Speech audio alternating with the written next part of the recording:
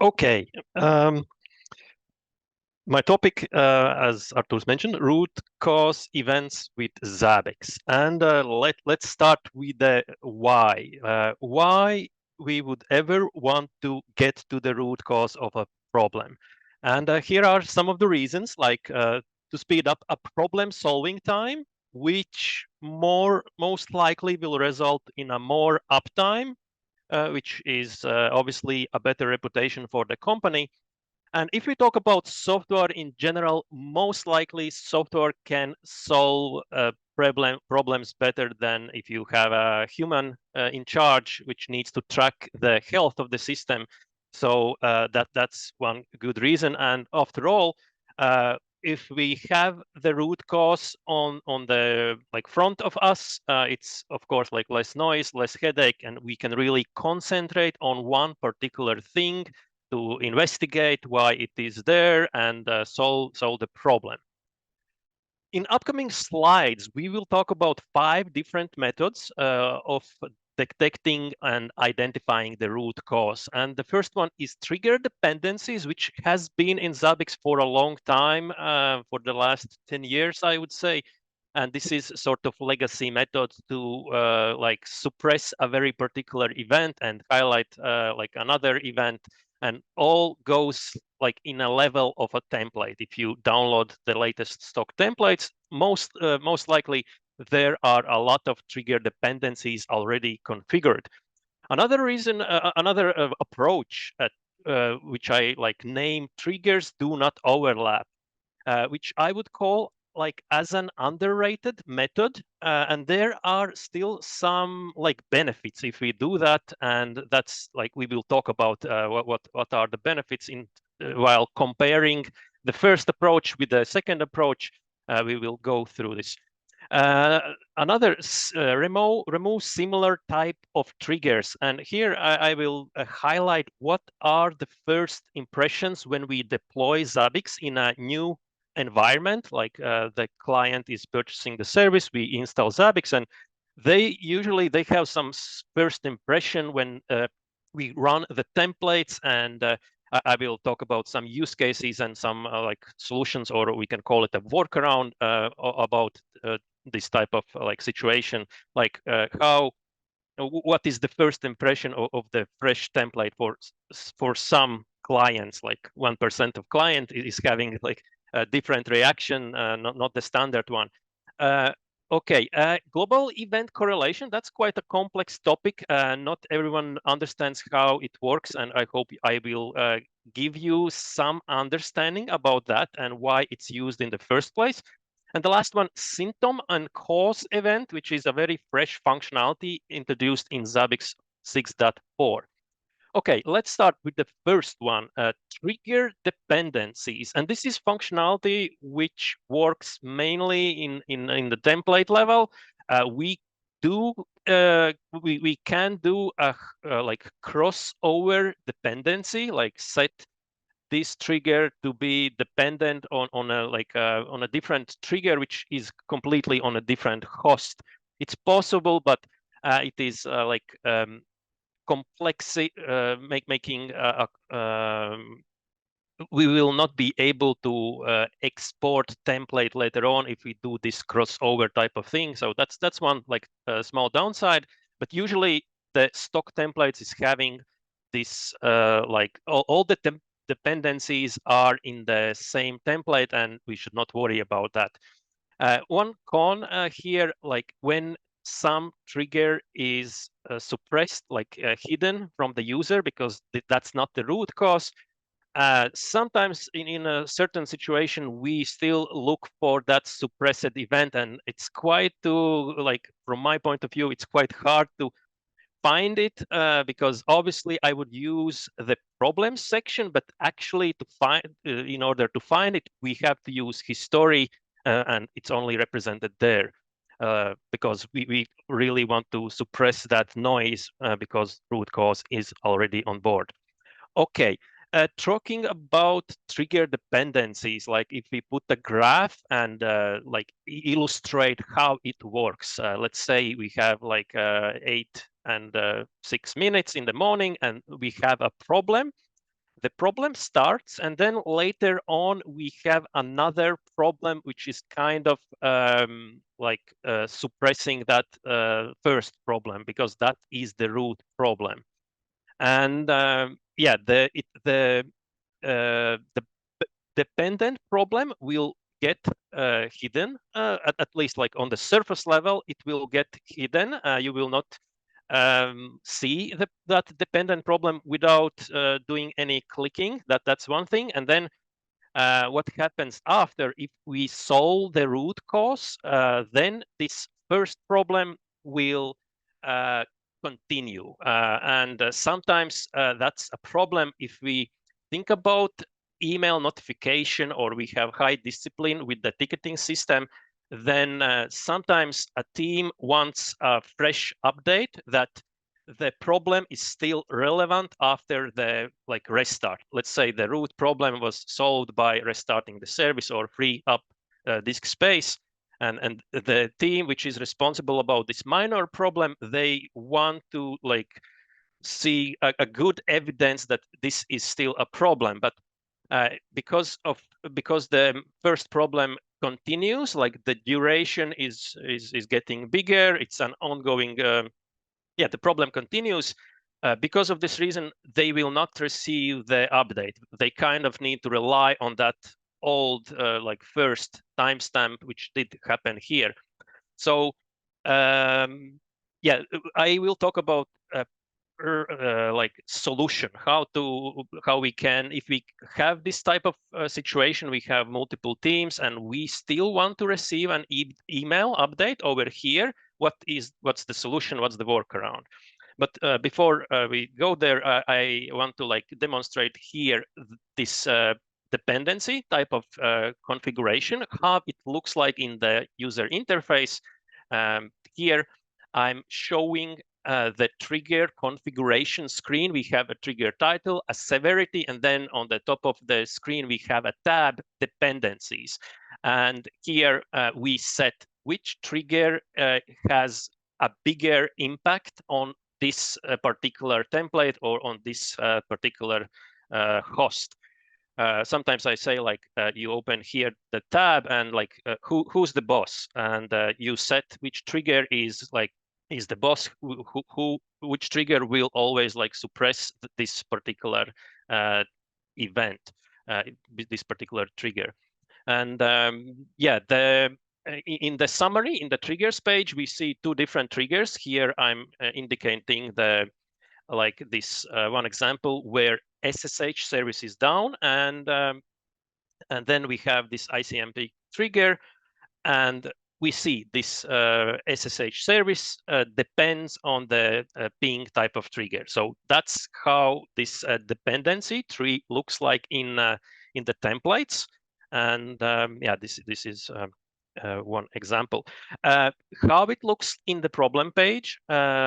In the problems page, so we have the root cause. The ping is not working. The server has been disappeared from the network.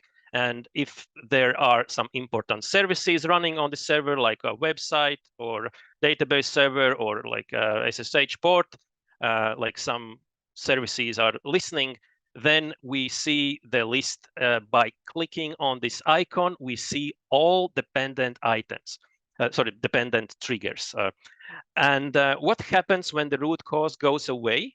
So here is example, it's resolved, and that first problem, that SSH type of problem, that is now progressing from the very first time when it did fire up. Here is the timestamp, it is far away ago than the other one, and the duration continues. And if we want to have the email alert, it will not happen in the very same in the moment when this first resolves. And to illustrate that in the diagram, here we summarize, at first we have the first problem, we open a ticket, then another problem, we open a ticket, maybe allocate a different team to work on, and then when the first root cause goes away, we no extra ticket. Sometimes it's this is fine, but there are some situations when really the company wants a fresh update. What is the current situation? And for this reason, I'm introducing the next approach, which is we are configuring the triggers which do not overlap the logic. We have some trigger logic in place, and we really take the extra steps to think about how we can address this situation, how we can put some logic in the trigger title so it does not overlap. And the big benefit is if the company is big, we have like a team which is responsible about network, a separate team which is responsible about Windows, Linux. If it's a network problem, like switch is out of order, like it's a simple reachability issue, and if the server goes back online, we should receive like a fresh alert. And to illustrate this configuration in a diagram, what we will do is we will have a template which is having like a logic. The service A is down. That's one separate trigger. And then we have completely another trigger, which is targeting and which is like double checking if the service A is up. Like this is trigger 1 indicates like down. If the service A is down, trigger 2 is checking and can fire up only if the service A is online. And then in the tandem, it's also checking if the service B is down. And if that's the case, then the trigger 2 fires up and we have like a fresh event. And then like we can continue this logic and add more complexity in the pool. And how it looks like in the configuration page in the Zabbix. This is a same example about that SSH service, but this time we are not overlapping those triggers. We have the ping, like the simple ping check, and in the same time, we have the other service which is checking if some service is online, and it can generate a problem only if the ping is like working right now. And now, if we go to the problems page, I will open the next slide. And in the problems page, it is generating very clean events. Here we have the event title. There is no icons on the left side. It's like a very clean and minimal interface. And what happens if the next priority kicks in, like the ping is not working? It will resolve immediately this SSH type of problem, because we have found that that's not really the root cause, and the network team will need to investigate on this. And in the very second when this generates, like we open a ticket to the network team. When they resolve this problem, this other trigger will like double check, okay, the ping is working, but does the SSH is working? And then if it's not working, the team which is responsible about Linux systems will receive a very fresh email, and they can like really prioritize these tasks because this is happening now. Okay, now like switching the subjects just a little, I want to talk about the third type of thing, similar type of triggers. When in Zabbix we deploy a monitoring solution, there happens like 1 or 2% of the time we like have this automation in place. We assign the template for network equipment, and the general idea is to do the monitoring. Like we want to see the health of network equipment. What is the CPU? What is the memory? And for some companies, like internet service provider, the ping can be not allowed by, like there are some locations where the ping is really forbidden. It's like not allowed, and it's not even resolvable. We cannot solve that thing. And actually, in the out from the box template, we have these two things in parallel. We check the SNMP polling, and we have the ping in place. And I will go to the template right now to show those two triggers in practice.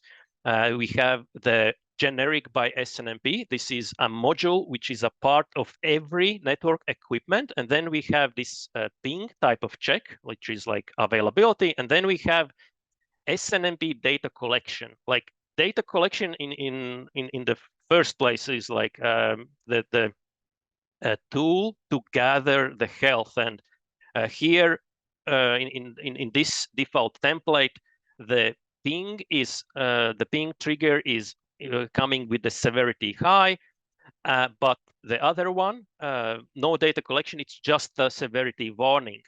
And for those clients where the ping is not like 100% allowed for all the network, it can like create an interesting first impression. Like we deploy Zabbix, we have like maybe thousands of servers running, and like few hundred of them are generating these false alarms, like ping is not working, because that's by design. And the fastest way to like have like to move forward is to completely like erase this trigger. The ping will go away, and even maybe erase the data collection, and increase the severity of this no data collection. Because if there is no data collection, we are like not collecting anything. Like implementing monitoring in first place was with a reason to collect and generate graphs. But if this is if this is not working, then we can kind of treat that as a high, or maybe even as a disaster. Here, like, don't get me wrong, like we still, like, there is a use with the from the ping template, we can measure the response time. That's also for the rest 90% of the companies quite in priority. But I'm talking about like this a very specific use case when a client do not want to split template in two parts, like one template for one category, other for other category. They don't want to do that. They want to like almost like stick with everything what's available out from the box. Okay, another use case is with the Zabbix agent. Like here I want to say the use case is, at first you hear like Zabbix is a good monitoring solution, and it's good because it allows so many ways to do the agentless monitoring. There is so much tools to do the monitoring without installing agents on Windows and Linux. And let's say that the company is starting to using this approach, and then later on, like the manager of the company or some like a person finds out that there is a very great functionality supplied by Zabbix agent. We can monitor log files. And what happens, like initially we were doing the ping to check agent availability, like just to check if the Linux or Windows is online in general. Like that's already a good indication. And yeah, what's like end up happening, we can forget that, or I would say, like, to keep the interface minimal. We can totally like get the, like if we treat agent monitoring with a high priority, then like agent ping is absolutely enough. If the data collection is not working, that's like super bad. We are not receiving any graphs, so that should be treated with priority. And I will go to the next slide just to highlight the template. We have like template for passive agent and active agent. This one is indicating the passive agent, and out from the box, this trigger is treated with the severity average. But I would like to encourage you, like, rethink about this, like that we should like increase the severity just to get the task done. Okay, going to the next method. Global correlation. And here the use case can be like internet service provider. We are having some network segmentation. We have some firewall. Behind the firewall, there is a router. Behind the router, there is some switch. And like we have these segments, and we want to like suppress the noise when something goes wrong, like in the like closer to the like root connection. And to indicate, to illustrate this problem in a picture, like we have the monitoring, we are running the monitoring, and then we have like client 1, client 2, or we can call here like a router or firewall. So that's the first level. The connection must work here, and then behind this equipment we have another equipment, like I'm calling here node 1, node 2. And of course, if the router goes down, we want to like completely suppress the noise which comes at the bottom of the screen. And we have tools available in Zabbix, and there is it's been there for a long time, starting with the version like 4.2. It's possible.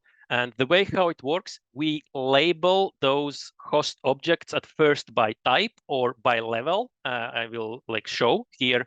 It's this is label, or in Zabbix language, it's a tag. It's a tag. We can put this tag at the host level, but I would like even recommend to think about to put this tag at the template level. And if we do that, we can fully automate the logic. Like if we use the network scanning in Zabbix, we can assign the template, and this tag is already like installed in the template. So that's the first step. We label the segments. This is the level 1 segment. This is the level 2 segment. And then what we should else do, like we should mark the location. And here on the left side, I'm indicating site 1, or we can call it like client 1 or client A, client B. And this is it. This is the full setup. If we do this tagging, if we take care that the templates is having the tag, and we can have a nested template tree, which is like having these tags inside and fully automate the full setup. And what will happen next? I will show now a screenshot from Zabbix user interface. On the left side, we have a section data collection, event correlation, and we should tell what should happen if the root cause comes after there is already noise coming from the very bottom layer. And that's the first rule here in the screenshot. I'm having here, like we see if a new event name equals, if the event tag name is router, what to do? Like close old events. And the other rule is if the root cause is already on board, if the router is down, like we already know, it's like the problem. We need a separate rule to keep suppressing noise which comes like behind the equipment, because usually we ping every equipment. We use Zabbix Central Server to ping all the devices in the tree, and those devices at the bottom will still like scream, I'm offline, but because of this rule, we are closing those events immediately. Okay, this was the fourth example of the tools Zabbix monitoring software can provide. And now the latest functionality in the Zabbix 6.4, we have a symptom and cause events. And what it does, it gives a user a framework to reorganize and like tell which is the symptom, and then we can really see and look on the cause. And I can imagine this like framework being used when we do a fresh deployment, when the company is big, and maybe we even like have a monitoring architect which is not familiar with the like how everything is connected. Then some completely another user can like reorganize those events and indicate and like tell this monitoring architect that this is if this equipment fails, then it will create an event cascade, and there will be a lot of things not working. And then the monitoring architect looks on this tree, and they can think about how to better reconfigure Zabbix, so the Zabbix will be the guy who tells the root cause. Otherwise, yeah, this functionality is I would say like the opposite of set it and forget. It is having like a framework which is generating events. Then we have a human interaction to reorganize which is cause and which is symptom.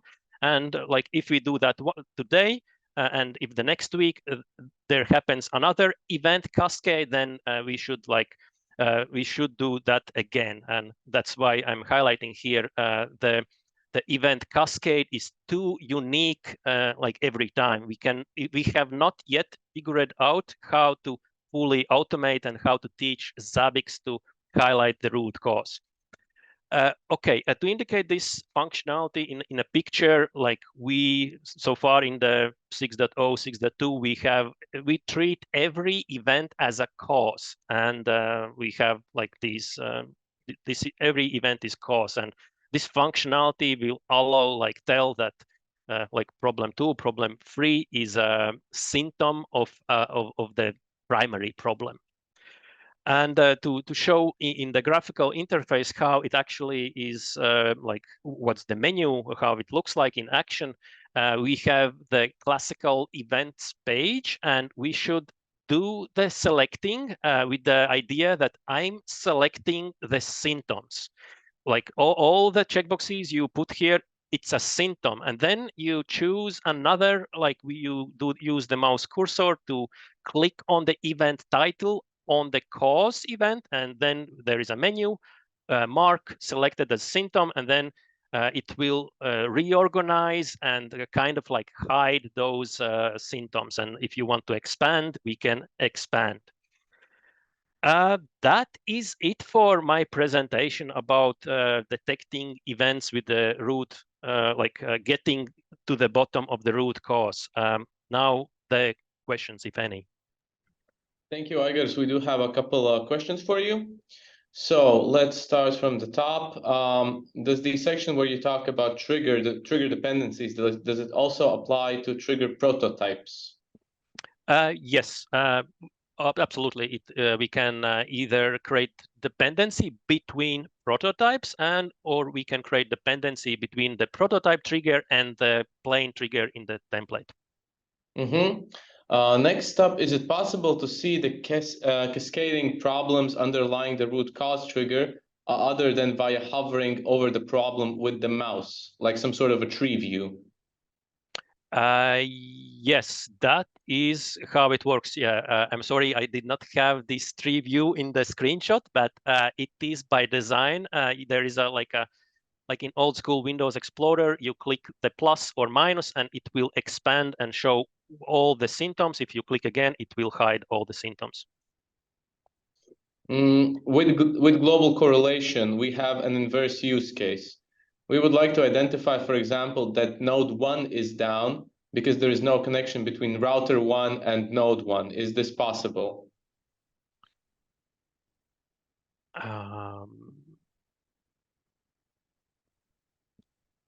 What was this question about router 2 and router 1, or it's we have a node 1, and we want to identify that node 1 is down because there is no connection between the router and the node. Ah, okay, absolutely, yeah, that's the main idea. Like if the router is not dead, if the router is alive, we are completely receiving valid problems about the bottom layer. It will really work in this way. If the router is healthy, we are receiving all the general problems about each node. Next up, in global event correlation, if a new event is closed immediately, are notifications still sent if they are configured to be sent immediately? This is a very good question. The flow, how it works, the notification process executes after going through all the event correlation rules? So the answer is no. At first, it does the correlation, it closes what's necessary, and if that event is still in the problem state, only then it will execute the action. So it will, the notification will not be sent if the event is immediately closed. Yes. What is the difference between trigger dependency and cause symptom events? Trigger dependency, it is tools to give for network for monitoring architect. We are solving the dependency once for all. Like it's like a real solution. You set up the dependency, it's in the template level, and next time the triggers, like 2 triggers, fire up, it will be already suppressed and no need manual human interaction inside the problems page. And this events and symptom type of functionality, it's not doing that. Like everything goes in one place, and then a human needs to reorganize manually those events every time. Or you can use some API scripting or something like that yes. also. Yes. Thank you, Igor. That's it for the questions.